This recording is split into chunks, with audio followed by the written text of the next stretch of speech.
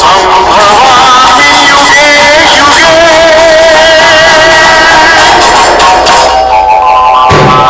సర్వేషాం స్వాగతం.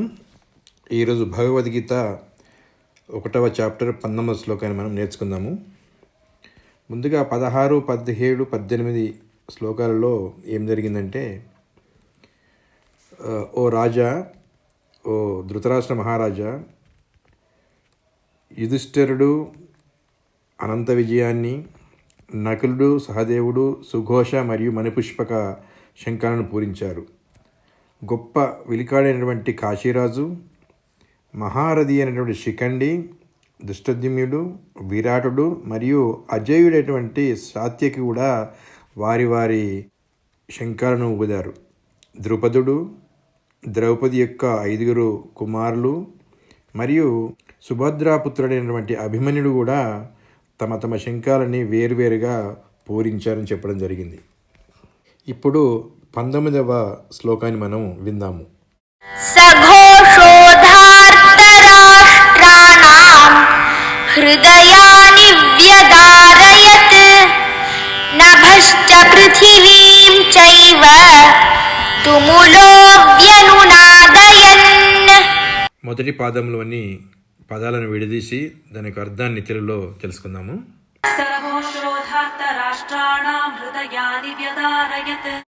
సఘోష అంటే సహ ప్లస్ ఘోష, సఘోష.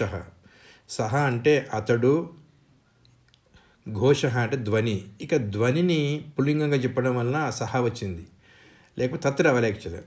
సో ఇక్కడ సంస్కృతంలో ఘోష అన్నారు కాబట్టి దాని ముందు వచ్చినటువంటి సర్వనామం కూడా సహ అనేటువంటిది రావడం జరిగింది. అంటే ఆ ధ్వని అని అర్థం వస్తుంది. ధార్త రాష్ట్రానాం అంటే ధృతరాష్ట్రుని యొక్క కుమారులు అంటే కౌరవులు.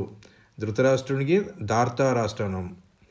హృదయాన్ని వ్యధారయత్, హృదయాన్ని అంటే హృదయములు, బహువచనం. హృదయం ఏకవచనం, హృదయాన్ని బహువచనం, హృదయాలు. వ్యధారయత్ పాస్ట్ టెన్స్, చీల్చినది, బ్రద్దలు చేసినది అని కూడా చెప్పవచ్చు. నభశ్చ పృథివీం చైవ తుములోభ్యనునాదయన్. నభశ్చ, నభః ప్లస్ చ, నభశ్చ. నభః అంటే ఆకాశము, చ అంటే మరియు.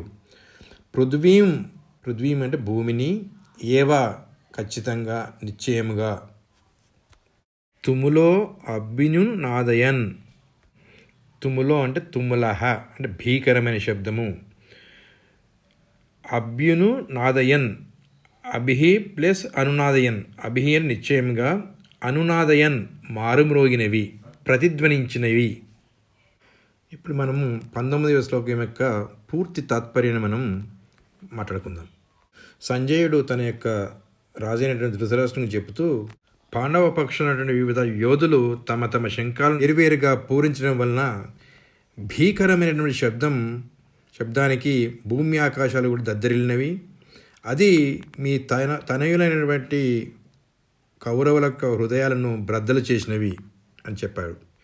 ఇది కౌరవుల యొక్క మనోస్థితిని తెలియజేస్తుంది. వారు భయంతో నిండిపోయారు మరియు పాండవుల ఉత్సాహం వారిపై బలంగా ప్రభావం చూసినట్టు గోచరిస్తోంది. ధన్యవాదాలు.